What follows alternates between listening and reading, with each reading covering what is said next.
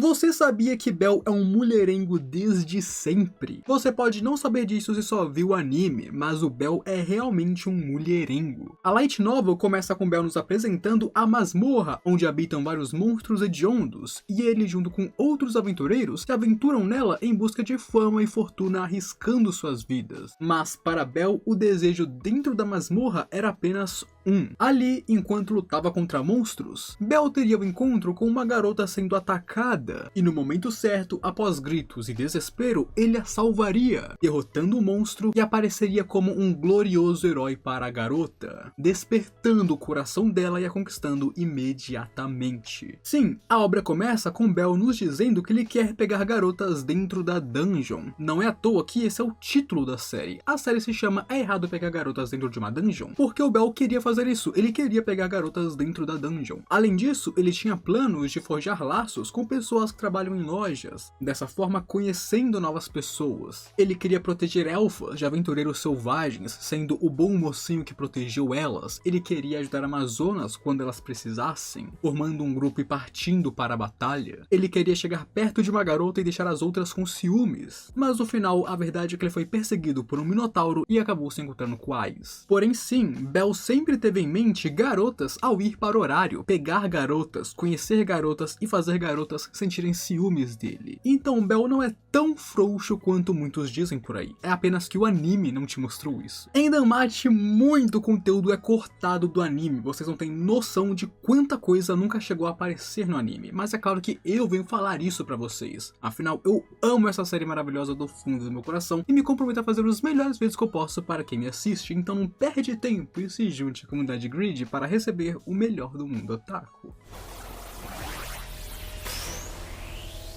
Em segundo lugar, você sabia que Eina meio que sempre deixou entender gostar de Bell? Logo na primeira aparição de Eina em Danmachi, nós descobrimos que ela gosta bastante dele. Aqui ela não sabia se era porque ela era conselheira desse garoto que parece mais um irmãozinho, mas de vez em quando a Eina sentia falta de Bell quando ele não aparecia pela guilda, enquanto ela gostava bastante quando ele ia visitar ela. E quando ela começa a pensar o porquê dela sentir isso e se sentir assim, ela se força a pensar que é porque ela o vê como um irmãozinho, quase como se para compensar as coisas, como se ela não quisesse pensar se ela ama ele. E depois disso, antes de sua luta contra o Asterios, que é onde ela realmente se apaixona por ele e assume o seu amor, antes disso, durante vários momentos na série, ela meio que mostra momentos que dá a entender que talvez ela possa estar criando sentimentos por ele. Algumas coradas aqui, algumas provocações ali, e o mais bonito é que ela sempre ficava aliviada quando o Bell ia visitar ela, porque isso significava que ele ainda está vivo, e ela se preocupa muito com a morte dos seus aventureiros, principalmente com a morte de Bell. Ela não quer que ele morra. Em terceiro lugar, você sabia que Bell é mais mulherengo do que inteligente? Eu falei anteriormente sobre o Bell ir para o horário porque ele queria conhecer e pegar garotas dentro da masmorra, certo? Conquistar elas, fazer elas sentirem ciúmes dele e tudo mais. Então, no primeiro episódio, vocês se lembram que ali ele foi mais fundo do que deveria, desbravando o quinto andar sem estar pronto e então topando com o Minotauro perdido. O negócio é que o motivo pelo qual o Bell foi mais fundo do que o normal é porque ele queria tentar encontrar e pegar alguma garota na masmorra. Sim, ele estava colocando à prova seu objetivo de pegar garotas na dungeon, mesmo sendo um fracote de primeira linha. Por isso, ele resolveu ir mais fundo do que normalmente ia, para o quinto andar, se arriscando para tentar encontrar alguma mulher lá para que ele pudesse a salvar de um Goblin por acaso, porque naquela época ele era muito fraco. E mais tarde, a Eina citaria como Bell sempre tinha alguma fantasia relacionada à masmorra e fazia esse tipo de loucura às vezes. O que nos diz que não é a primeira vez que o Bell se arriscou a ir um pouco mais fundo do que ele conseguia para tentar pegar garotas. E de fato, mesmo que ele mal consiga se salvar lá dentro, ele constantemente desbravava a dungeon para tentar salvar e ajudar a garota. O Bell realmente queria conquistar e pegar alguém, e isso não era brincadeira brasileira pra ele. Esse era o foco, o objetivo dele. E hoje em dia, com o treinamento de Redin, ele finalmente foi capaz de fazer isso. Embora agora ele já nem queira mais isso, afinal ele ama Ais. Em quarto lugar, você sabia que o Monsterfilia não é um evento comum? Durante o evento da Monsterfilia, a parte principal do festival é o anfiteatro, a arena, onde aventureiros lutam e domam monstros para o público, enquanto a multidão explodia de aplausos e gritos com as grandes demonstrações dos aventureiros foram tão altos que até mesmo fora do anfiteatro as pessoas escutavam isso. E Eina, que estava do lado de fora do estádio, conseguia sentir as vibrações no chão, ouvir os uivos dos monstros e os gritos elétricos das pessoas. Aqui ficamos sabendo que o Monsterfilia não é um festival comum, como outros festivais que são feitos para a diversão dos deuses. A família Ganesha fornece os monstros e domadores para os shows, mas a própria guilda, que é responsável por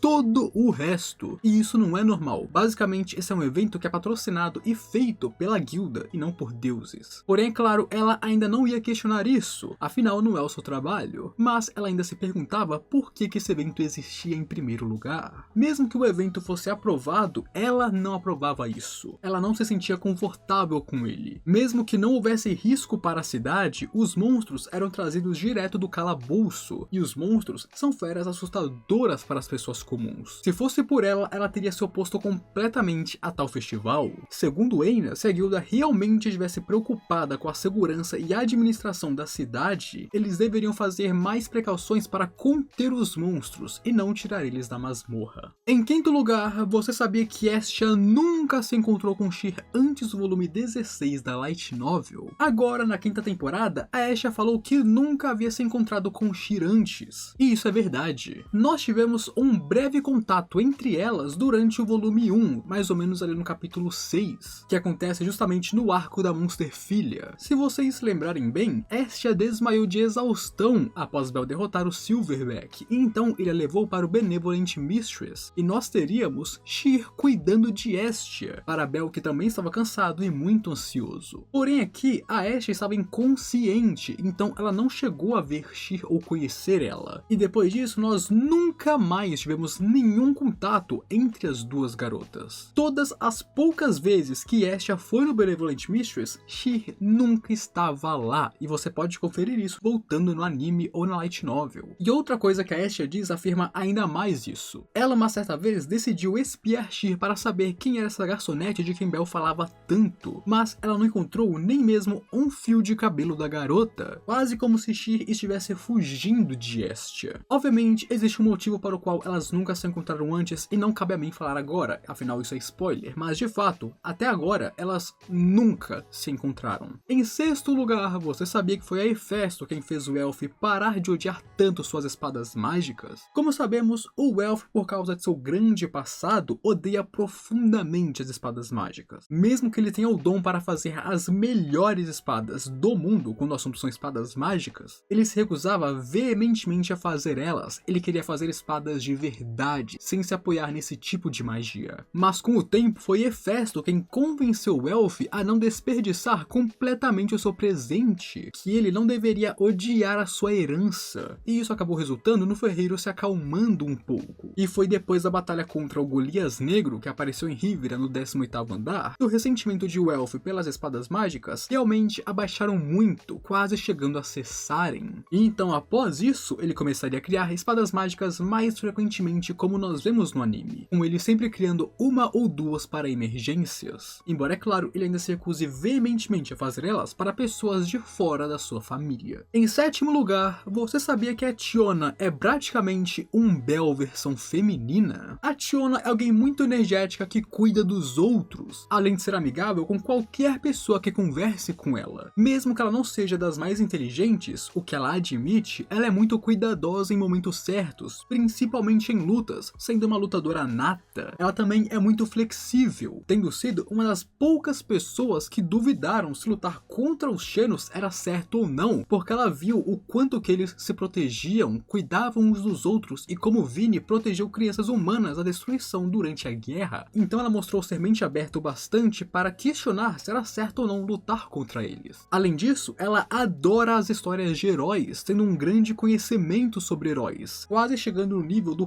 próprio Bell quando é esse assunto. O Bell só ultrapassa ela porque ele cresceu com Zeus, então é impossível ela saber mais do que ele. E ela se importa muito com aqueles que ela ama e está disposta a fazer qualquer coisa para proteger eles, mesmo que signifique sujar suas próprias mãos no processo. Além de, claro, vários outros paralelos que conectam os dois, mas de fato, Chiona é quase como se fosse um Bell versão feminina. Em oitavo lugar, você sabia que o Finn é um herói artificial? Finn é da raça dos Paluns, como nós já sabemos, e ele está determinado a se tornar a luz de sua raça, um guia, um herói para reviver a antiga glória dos Paluns. Por causa disso, ele sempre procura formas de aumentar sua reputação, de construir sua própria carreira. O objetivo dele é simples: aumentar o seu nome para que as pessoas vejam um Palum no topo e isso inspire os outros Paluns. É dito que esse é o traço mais importante de Finn, ao lado de sua enorme ambição, que é usada para o seu objetivo. E ao lado da sua grande ambição, Finn é extremamente inteligente, estratégico, afiado e capaz de tomar decisões rapidamente sem hesitação. Ele é realmente um gênio em todos os aspectos, se vocês me perguntarem. Por causa disso, ele possui a reputação de um herói. Embora não seja oficialmente um, as pessoas de Horário o tratam como um herói. Porém, no arco dos Xenos, ele estava tão concentrado em não permitir que a sua imagem fosse manchada, que mesmo após aprender sobre a inteligência e a alma dos Xenos, ele continuou determinado a exterminar eles, enquanto mantinha a verdade sobre os monstros secreta. E então, ao ver o Bell lutando bravamente pelos monstros, e então contra Asterios como um verdadeiro herói, Finn percebeu que ele era um herói artificial. Ele só tem seu status como um herói por causa de